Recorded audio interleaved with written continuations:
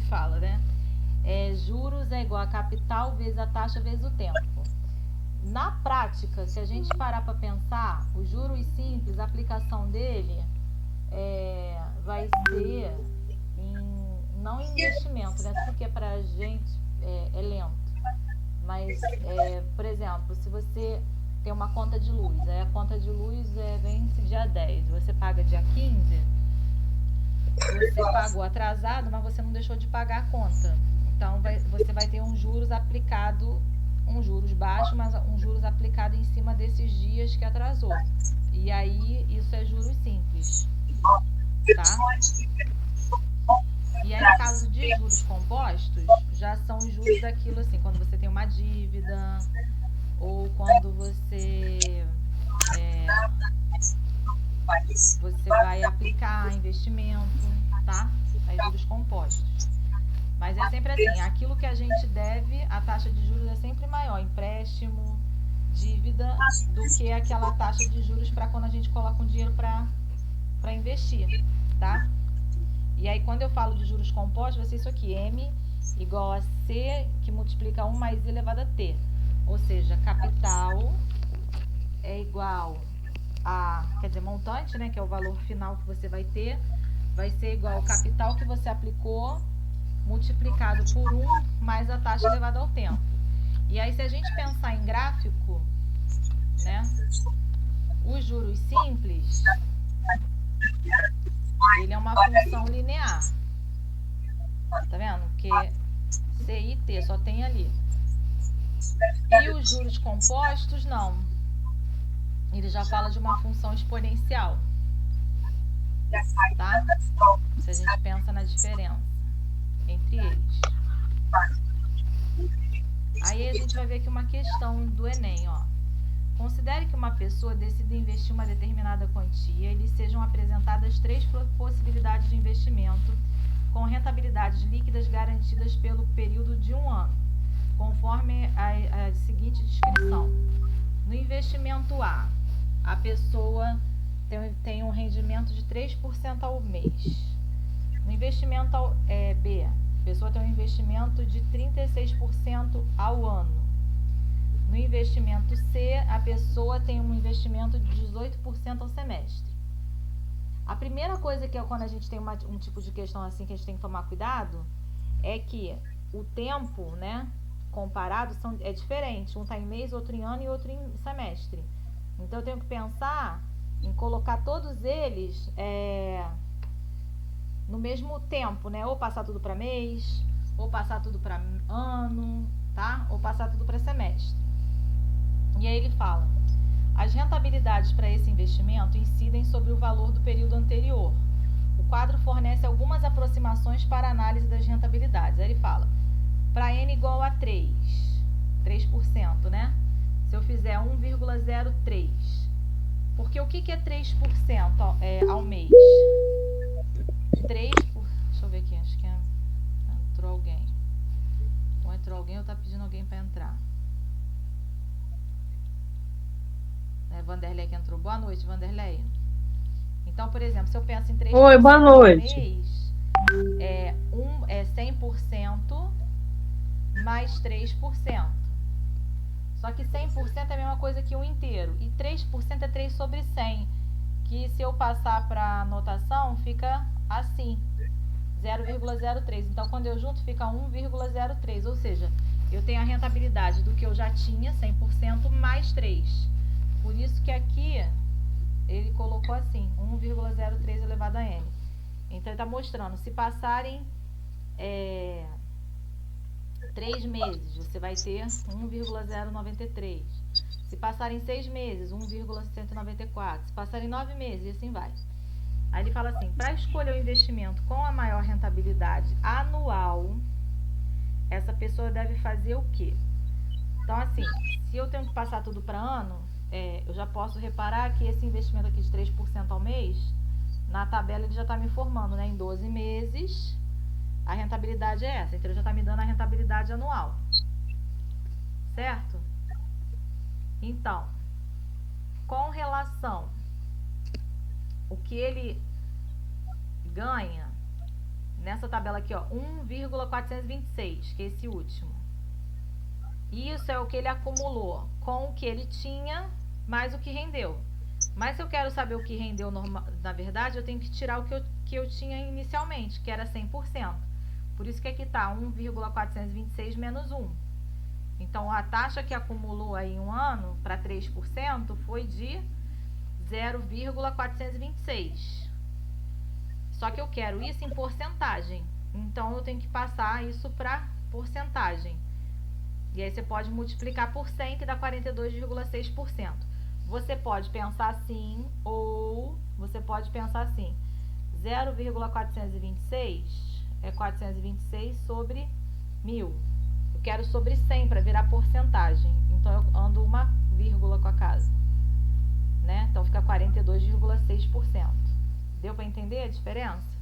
É a mesma coisa, só que feito de maneira diferente. Aí ele fala, a taxa anual do investimento B foi dada no enunciado, 36% ao ano, isso a gente já viu.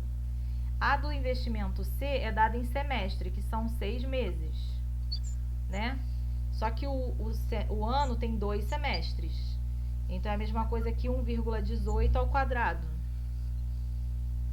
que vai dar 1,3.924 menos 1. Menos 1 para eu tirar a rentabilidade que teve inicial.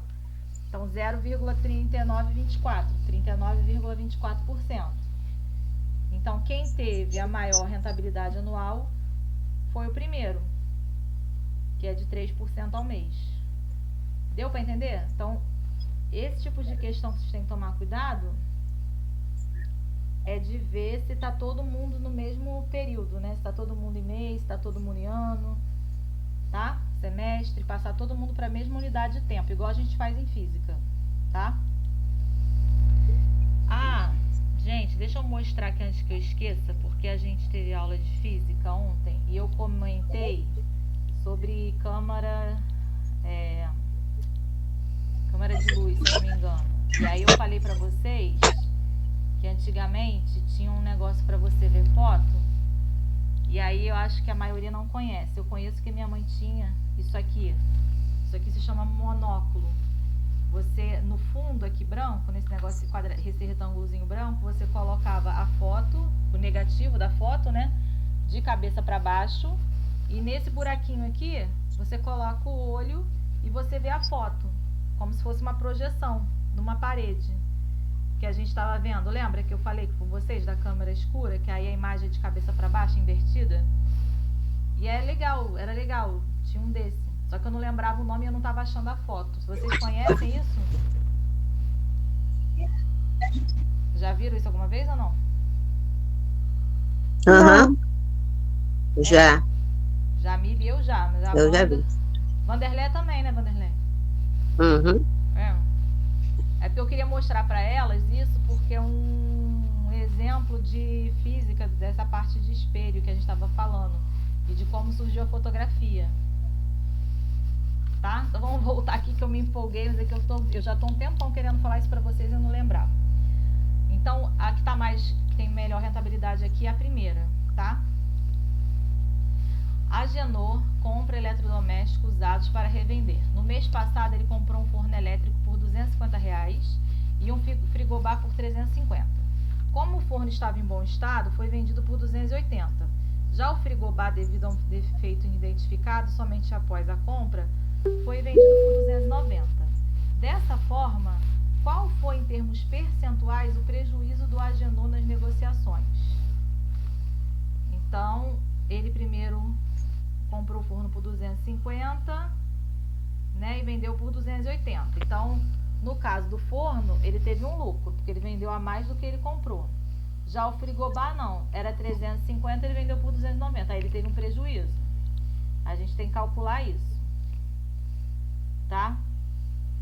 Então, o que ele gastou total na compra foi 250 mais 350. Então, ele gastou R$600 comprando o frigobar e o forno.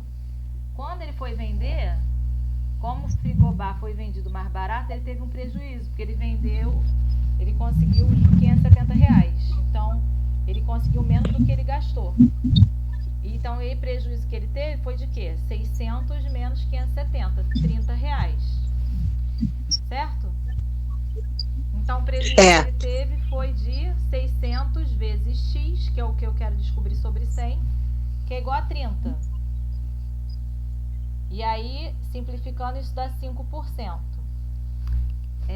Uma outra maneira de fazer isso... Quer ver? 570... Então, se você pegar...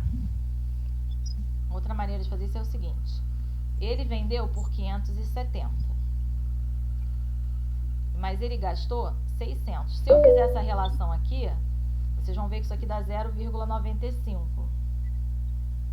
Ou seja, deu menor que 1, deu menor que 100%. Então, isso quer dizer que ele conseguiu de volta 95% do que ele gastou na compra. Se ele conseguiu 95% de volta, então ele perdeu o quê? 1 menos 0,95, que é 5%. Então, tem duas maneiras de fazer isso. Dessa aqui, de regra de 3, ou então direto como eu fiz, que eu acho que é mais rápido. Então, se eu chegar para vocês e falar assim, eu comprei... deixa eu tirar isso daqui. Vamos supor, eu comprei uma casa por R$500 mil. Quem dera. E vendi essa casa por R$500 mil. Se eu fizer a razão, dá 1. Então, isso quer dizer que eu não tive nem lucro e nem prejuízo, porque eu vendi a casa pelo mesmo valor que eu comprei, correto? Agora, se eu falar assim, eu comprei a casa por 500 mil, mas vendi por 600 mil. Como eu vendi por um valor maior do que eu comprei, então eu tive lucro. Agora, eu quero saber quanto por cento de lucro eu tive. Eu boto o valor que eu vendi sobre o valor que eu comprei. Vai ficar 6 sobre 5. Não dá exato. Vamos fazer a conta. 6 dividido por 5 dá 1, sobra 1. 10 sobra 0, ou seja, dá 1,2. Isso aqui quer dizer que eu tive um lucro de 20%, porque 1,2 é a mesma coisa que 12 sobre 10, que é igual a 120 sobre 100. Ou seja, 120 equivale a 100 mais 20%, 20% de lucro. Agora, se eu falar assim, eu vendi a casa por 400 mil, mas eu comprei ela por 500 mil, como eu vendi por menos, eu estou no prejuízo. Vamos ver no prejuízo de quanto? 4 dividido por 5 vai dar 0,8. Ou seja, nesse caso eu tive um prejuízo de 20%, porque eu vendi por 80% do valor que eu paguei na compra. Deu para entender a ideia dessa razão? Deu. Que aí é mais rápido na hora de fazer. Amanda e Vanderlei, entenderam? Sim. Tá, então vamos voltar. Sim. Vamos voltar aqui para a gente ver uma outra questão. Um investidor aplicou certa quantia na Bolsa de Valores por 3 semestres e chegou aos seguintes resultados. Primeiro semestre, perdeu o equivalente a 80% do que ganhou. Aplicou o segundo semestre, ganhou o equivalente a 10% do que restou após um semestre. E no terceiro semestre, perdeu o equivalente a 30% do montante que restou após o segundo semestre.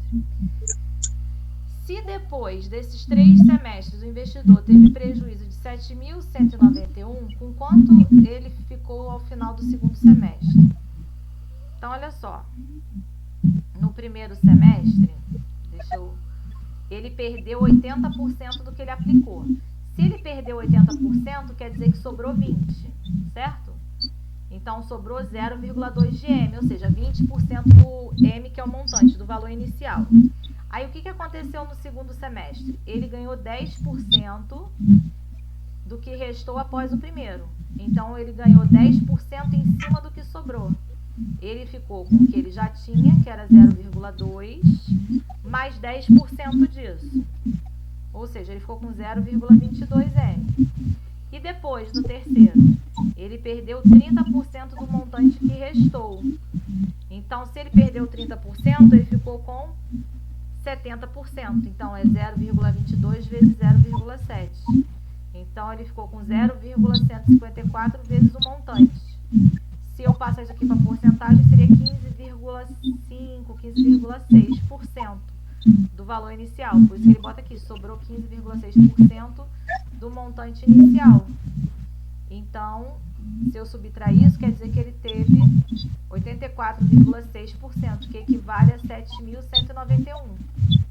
E aí, para eu achar os 100%, eu faço a regra de 3. 84,6 equivale a 7.191, assim como 100 equivale a x. E aí, se eu multiplicar cruzado, vai dar 6.800, certo? E no segundo semestre, 170. No primeiro semestre, ele perde 80%, então ele perde 6.800, sobra 1.700. No segundo, ele ganha 10% de 1.700, então ele ganha 170, e ele fica com 1.870. Foi? Sim. É isso.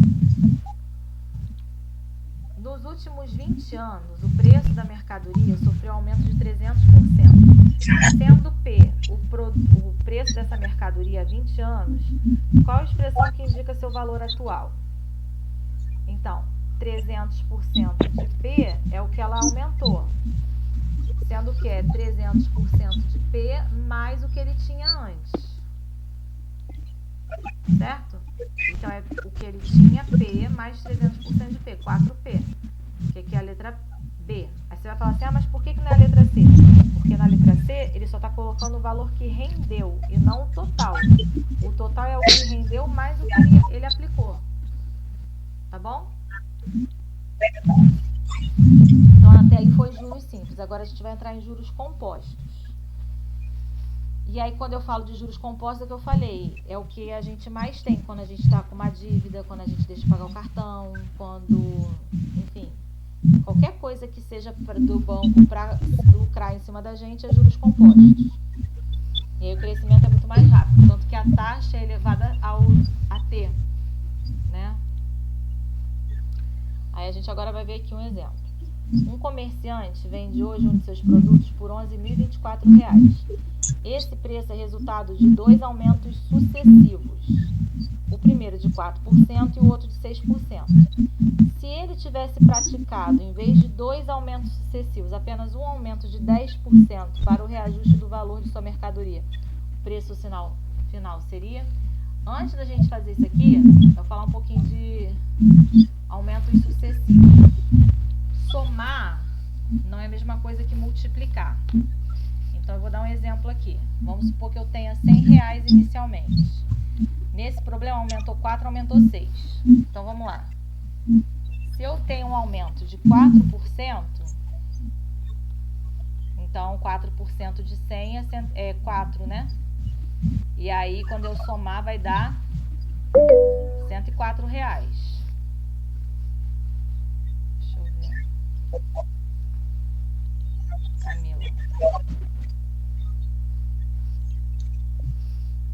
Boa noite, Camila. Então, se eu tenho 100, eu dou um aumento de 4%, eu fico com R$104. Aí depois eu pego 104 e vou dar um aumento de 6%. Então agora eu tenho que fazer 6% de 104. Posso simplificar por 2 aqui. Por 2 aqui. Posso simplificar de novo por 2 aqui. E por 2 aqui. Aí eu vou fazer 3 vezes 2, 6. 3 vezes 5, 15. E eu vou ficar com 156 dividido por 25. E aí isso vai dar 6,24. Então aqui ele rende R$ 6,24. Então meu novo valor vai ser o quê? 104 mais R$ 6,24. Vai ser R$ 110,24. Então aqui eu tive 2 aumentos sucessivos. Eu calculei eles separadamente. Aí você pode falar assim, não preciso fazer a conta 2 vezes, é só pegar 4% mais 6%, que dá 10%, e fazer 10% de 100. Sendo que quando você faz 10% de 100, isso dá 10. E aí no resultado final você vai ter R$110 e não R$110,24. Então o que eu estou querendo mostrar é que quando você tem aumento sucessivo, você vai multiplicar as taxas e não somar. Se você somar, dá errado. Como assim multiplicar? Se eu tive um aumento de 4%, então eu tenho o que eu tinha mais 4, 1,4. e vou multiplicar. Eu tenho um aumento depois de 6%. Então, é 100% mais 6, 1,6. 1,4 vezes 1,6 vezes o valor inicial, que é 100. E aí, se eu fizer essa conta, 1,4 vezes 1,6 vezes 100, eu vou achar exatamente o valor que eu achei ali no início, tá? Da soma. Então, quando você tiver essa coisa de aumentos sucessivos, você tem que multiplicar e não somar. Então, olha esse exemplo aqui. Peraí, volta. Aqui é 1,04, desculpa, porque senão fica 40%. Aqui é 1,04 e aqui é 1,06. E aí, com isso, eu acho exatamente 110,24. Vocês entenderam isso aqui que eu fiz? Aham. Que é uma outra maneira de fazer. Tá? E nunca, se eu falar assim, eu dei aumento de 10%, depois eu dei aumento de 20%, depois eu dei aumento de 30%. É somar eles? Não, é multiplicar. Então, vamos voltar aqui. O preço inicial é P. Então, ele deu um aumento de 4%, por isso 1,04, depois deu um aumento de 6%, 1,06. Esse valor inicial vezes esses dois aumentos tem que ser igual a 11.024, porque esse foi o valor final. E aí, você multiplicando 1,04 com 1,06 vai dar 1,1024. Esse 1,1024 passa dividindo e aí você descobre que P é igual a 10.000. Então, o valor investido foi R$10.000. Agora, se você tivesse feito diretamente aumento de 10%, você ia achar o quê? R$11.000, tá vendo? A diferença não é a mesma coisa. Então, quando tiver uma questão assim, não cai na pegadinha, tá? Aqui. No mesmo instante, o investidor aplicou parte de seu capital a juros de 2% ao ano e a outra parte do juro a 3% ao ano. Ao final de um ano, ele recebeu um total de juros de R$230. Ao perceber esse montante, ele fez alguns cálculos e constatou que se tivesse aplicado a primeira parte do capital a 3% e a segunda parte a 2%, receberia juros depois de um ano R$10 a menos. O capital total investido corresponde a quanto? Então, vamos lá. Depois de um ano, ele pegou uma parte, botou para render a 2% e a outra com 3%. Deu juros de 230. Aí ele percebeu que se ele tivesse pego o total que ele botou com a taxa de 2% e jogasse para de 3%, e a que ele jogou na de 3 jogasse para de 2%, ele teria um prejuízo aí nesse rendimento de R$10. Ele teria rendido, na verdade, 220. Deu para entender a ideia do problema? Aham. Ou ficou enrolado? Não, eu explico de novo. Amanda, foi? Vanderleia? Camila? Foi. Tá, então vamos lá. Então, a primeira parte que eu apliquei, eu vou chamar de X. Tá aqui. E a segunda eu vou chamar de Y. Então, 2% é 0,02, saúde. E 3% é 0,03. Por que eu não botei 1,02 mais 1,03? Porque ele só me deu o valor do rendimento, ele não me deu o valor total do montante, tá? Que seria o capital mais os juros, mais o que rendeu. Tá.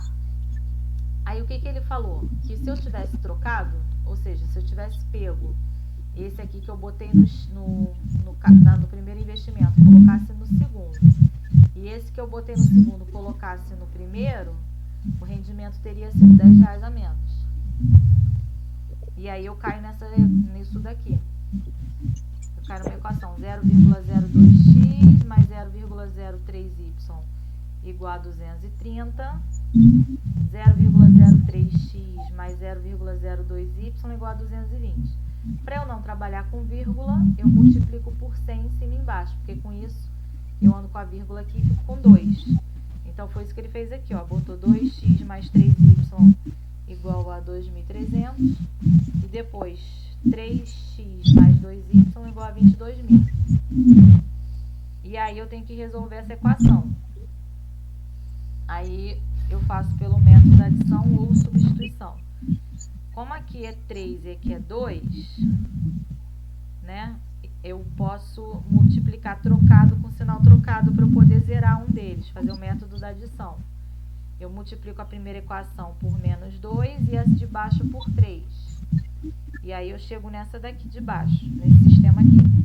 Menos 4x menos 6y, 9x mais 6y. Aí se eu somar, menos 4 mais 9 dá 5. Menos 6 mais 6y, 0. Menos 46 mais 66 dá 20.000. Aí o 5 passa dividindo, dá x igual a 4.000 e o y igual a 5.000. Então, o total é 5 mais 4, 9.000.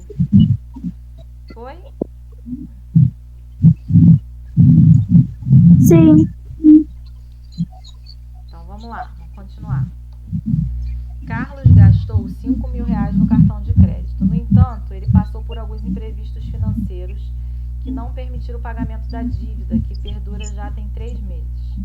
A administradora desse cartão opera uma taxa de juros compostos de 10% ao mês. Para conseguir pagar a dívida, Carlos fez uma proposta que foi aceita pela empresa: cobrar juros simples de 8% ao mês. Então, olha só, de início ele tinha que pagar 10% ao mês de juros compostos. Aí fez uma proposta para pagar juros simples de 8% ao mês, referente aos 3 meses de atraso. Considerando que o pagamento será feito em parcela única, quais serão, respectivamente, o total a ser pago por Carlos e o valor do desconto que ele receberá? Então, eu tenho que pensar, ó, capital inicial é 5.000, o tempo de atraso foi 3, e aí eu tenho que pensar na taxa de juros compostos, né? É 10%. 10% é a mesma coisa que 10 sobre 100, que dá 0,1. Então, montante é igual a capital, 1 mais a taxa elevado a tempo. Capital é 5.000, 1 porque é o inteiro, mais a taxa 0,1 elevado a 3 meses. Então, fica 5.000 vezes 1,1 elevado a 3. 1,1 elevado a 3, 1,331. Então, se ele pagasse a juros compostos, ele teria que pagar 6.655, mas o acordo foi pagar em juros simples. Juros simples é o quê? Juros é igual a capital vezes a taxa vezes o tempo. Então, é igual a 5.000, que multiplica a taxa, que é 0,08 vezes o tempo. Então, ele vai pagar o quê? R$6.200. Qual foi a economia que ele fez? O desconto que ele teve? Esse primeiro menos esse segundo. 6.655 menos 6.200. Ele teve um desconto de R$455. Deu para entender? Sim. Tá. Aí vem. Em uma determinada loja, o cliente quer pagar suas compras à vista. Recebe um desconto de 5%. Caso ele pague em dinheiro, então, se ele pagar à vista, ele ganha 5% de desconto. E se além disso ele pagar em dinheiro, ele recebe outros 5% de desconto sobre o valor à vista. Certo dia, um cliente, ao saber das condições de desconto, optou pelo pagamento à vista em dinheiro, mas solicitou ao vendedor que, ao invés de fazer os 2 cálculos de desconto de 5%, ele aplicasse um desconto único de 10% sobre o valor da compra. Se o vendedor aceitasse a solicitação, vamos lá, vamos calcular aqui, igual a gente fez naquele outro. Vamos colocar que o valor é R$100 do produto. Ele ganha um desconto de 5%. Então, se ele ganha um desconto de 5%, ele vai pagar 95% de R$100. Então, ele vai pagar R$95. Esse é o primeiro desconto de 5% por ele estar pagando à vista. Mas aí, se ele pagar no dinheiro, ele tem mais um desconto de 5%. Né? Ou seja, 95% de R$95. E eu vou fazer 95 vezes 95.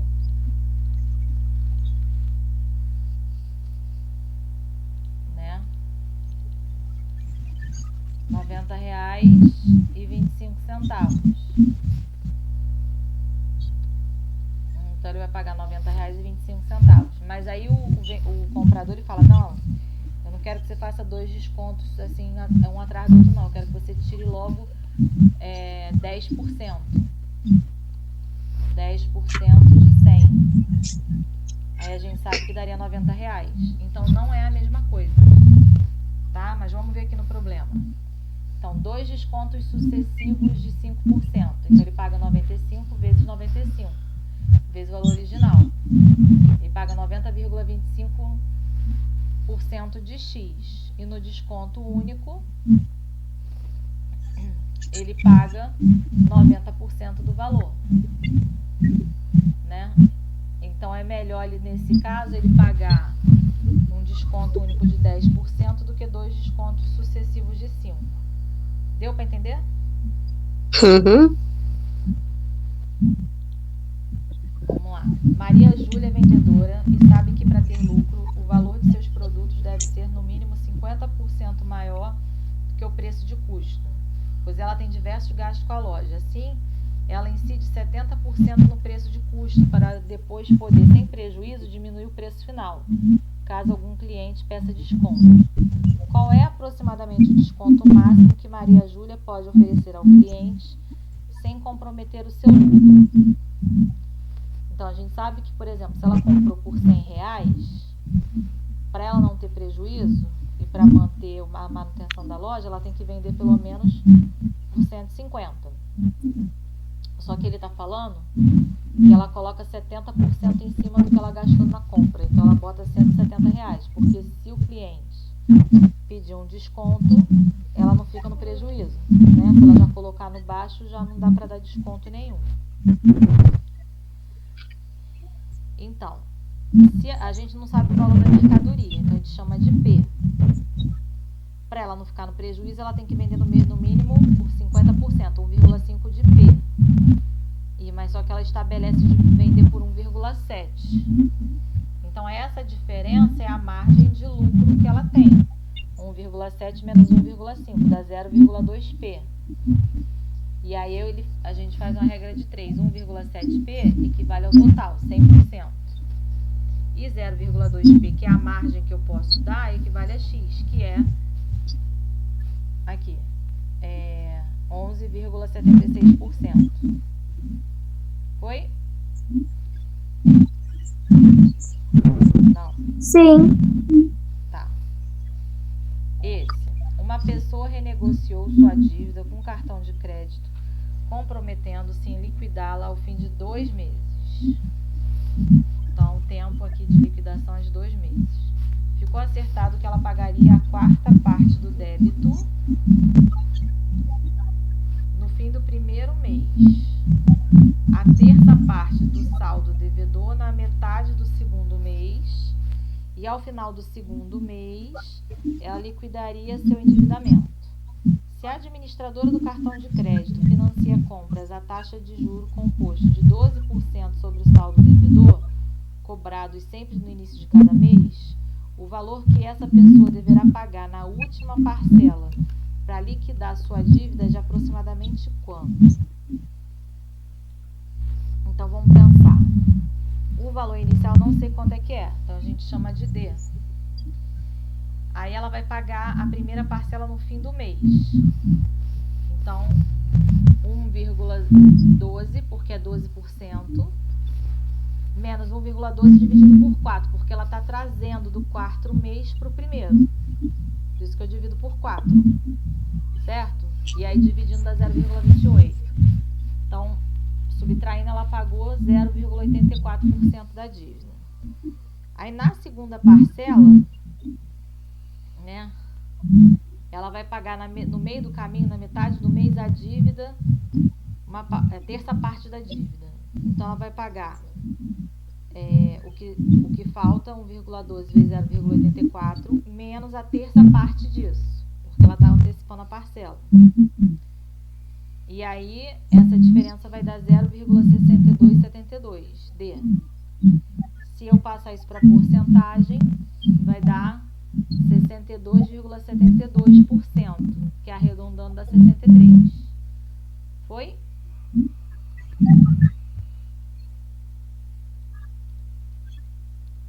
Ó. Sim ou não?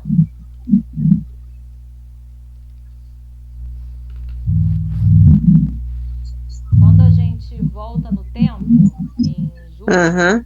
a gente divide. Quando a gente vai para frente, a gente multiplica. Outra questão. Jonas, professor de educação financeira, logo no primeiro dia de aula, aplicou uma avaliação diagnóstica. Em uma das questões, o aluno deveria completar a frase: dado um capital, aplicar 2 aumentos sucessivos de I% é equivalente a multiplicar o capital por tan. Qual das alternativas completa corretamente a frase? Então, eu tenho um dado capital inicial. Se eu der 2 aumentos sucessivos de I%, equivale a multiplicar esse capital por quanto? Então, o capital está lá. Se eu dou um aumento de I%, é 1 mais I%. Não é? E o outro, 1 mais A internet I%. aplicou. Oi? Acho que a minha internet que tá ruim, tá um pouco pipocando, mas dá pra ouvir. Tá, qualquer coisa depois você olha a gravação. Eu tenho que colocar a gravação, porque eu não mandei pra vocês ainda da semana passada e dessa. Mas eu vou mandar. Aí, olha só. Aqui, o capital inicial. O que é I%? É a mesma coisa que I sobre 100. Então, é 1 mais I%. 1 mais I%. Isso que eu escrevi aqui, né? Eu posso escrever como 1 mais I sobre 100. É isso que está aqui. 1 mais I sobre 100 vezes 1 mais I sobre 100, porque são 2 aumentos sucessivos desse. Como é a mesma base, multiplicação de mesma base, repete a base, somos expoentes. 1 mais 1, 2. Então, fica 1 mais I sobre 100 ao quadrado. Isso daqui é quadrado da soma. Quadrado primeiro, e 1 ao quadrado, mais 2 vezes o primeiro pelo segundo, mais o quadrado do segundo. Então, 1 ao quadrado é 1, aí vai dar 2i sobre 10 ao quadrado, mais e ao quadrado sobre 10 à quarta, tá? Que é a letra E. Essa já é uma questão mais teórica, mas também a gente está aplicando a ideia dos juros sucessivos. Agora essa aqui. Uma pessoa se interessou em adquirir um produto anunciado em uma loja, negociou com o gerente e conseguiu comprá-lo a uma taxa de juros compostos de 1% ao mês. O primeiro pagamento será 1 mês após a aquisição do produto e no valor de R$ 202. O segundo pagamento vai ser efetuado 1 mês após o primeiro e vai ter um valor de R$ 204,02. Para concretizar a compra, o gerente emitirá uma nota fiscal com o valor do produto à vista, negociado com o cliente, correspondendo ao financiamento aprovado. O valor à vista em real que deverá constar na nota fiscal é quanto? Então, juros compostos, R$ 202 é o que ele rendeu, com o dinheiro que foi investido mais os juros que rendeu. A taxa é de 1% ao mês, por isso aqui 0,01 ao mês. Então, elevado a 1 porque é um mês só.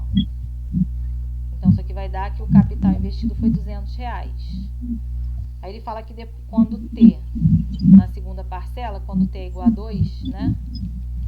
O montante foi de R$ 204,02. Então, aqui no lugar do M, que é o montante, R$ 204,02. É igual ao capital, multiplica 1 mais a taxa ao quadrado. E aí a gente vai achar que o capital é 200 também. Então, à vista ele ganhou 200 no primeiro, 200 no segundo, R$ 400 no total. Foi? Uhum. Mesmo? Não.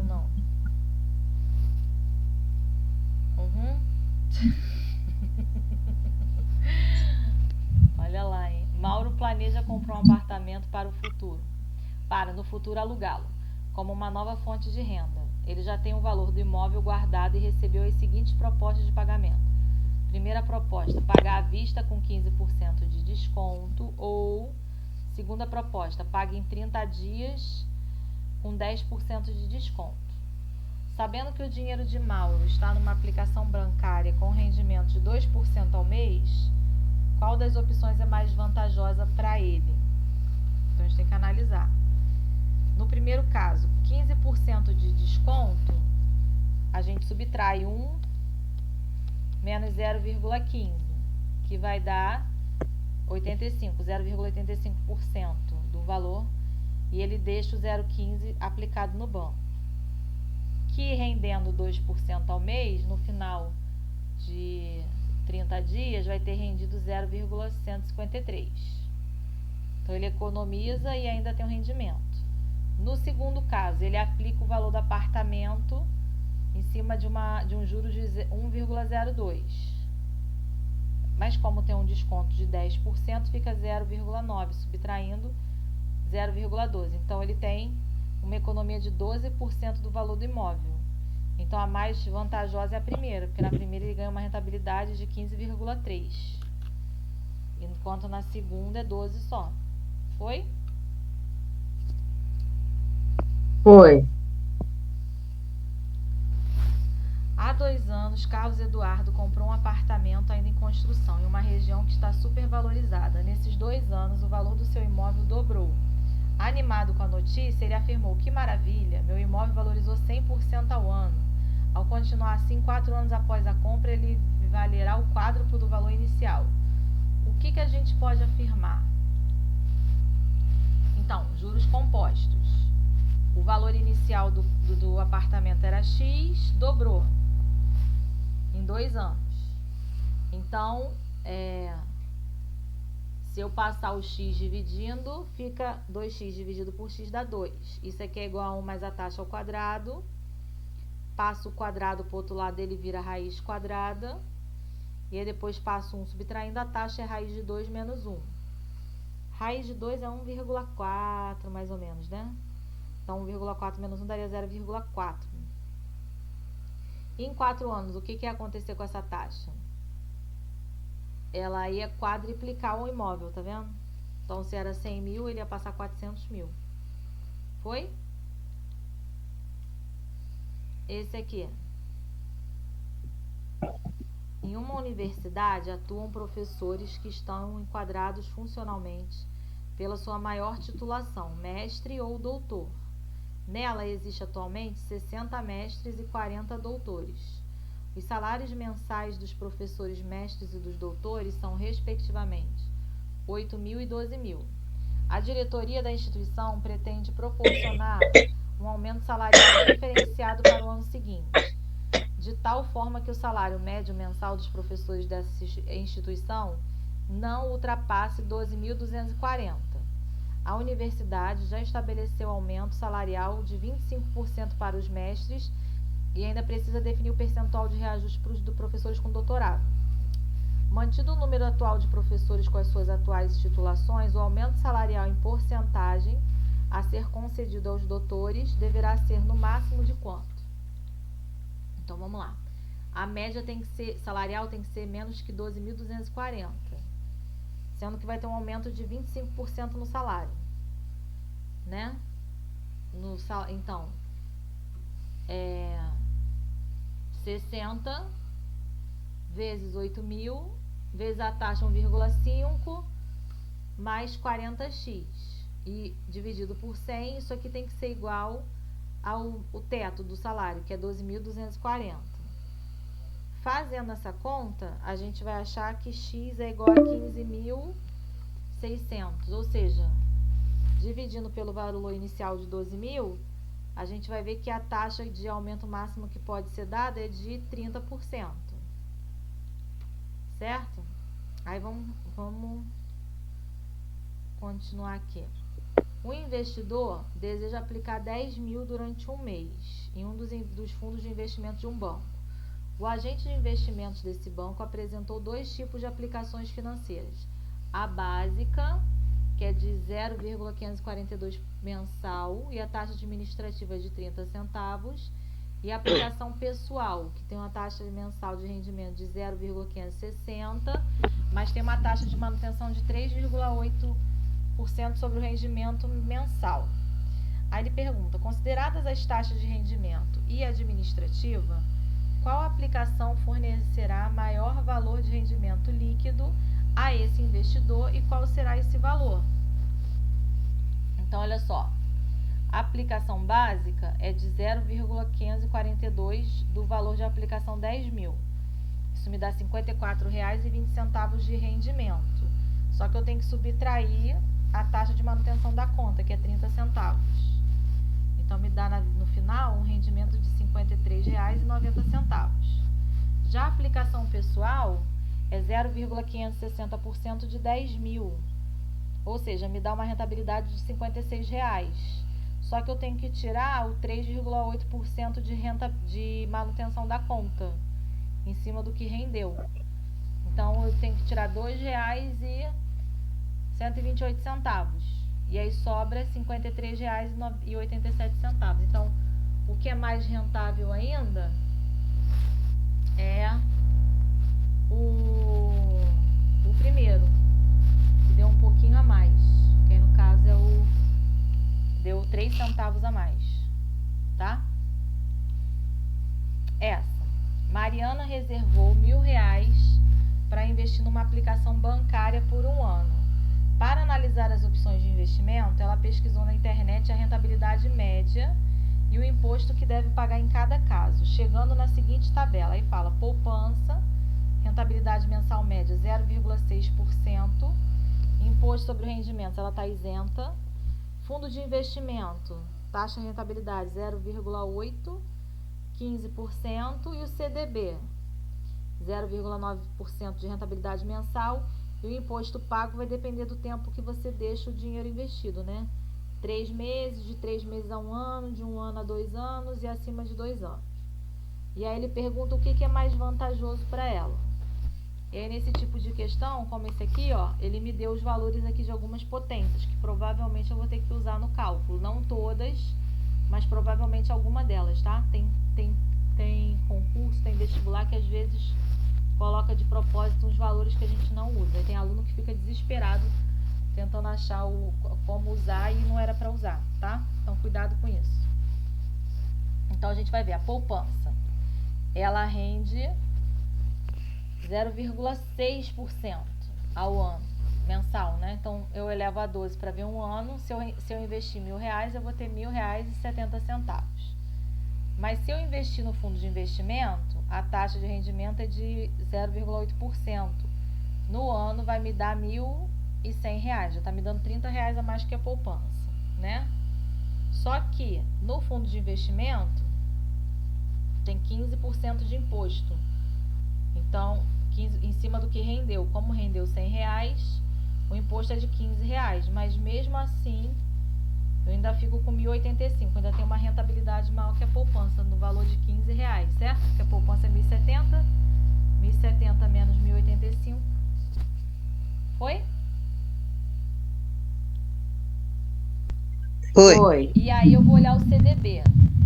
O CDB, a rentabilidade é de 0,9. Então, em um ano vai me dar 1.100. E aí eu tenho que olhar o imposto lá. A regrinha do imposto é até um ano 22,5, até 3 meses, até um ano 20%. Então, eu vou tirar 17,5%. Que é esse aqui, ó, que é de um ano a 720 dias. É esse que ele está usando. Então, eu vou ter que tirar R$ 19,25. A minha rentabilidade é de R$ 1.090,75. Esse aqui ainda rende mais do que a poupança e o fundo de investimento. Então, o mais vantajoso é o terceiro CDB. Foi? Foi.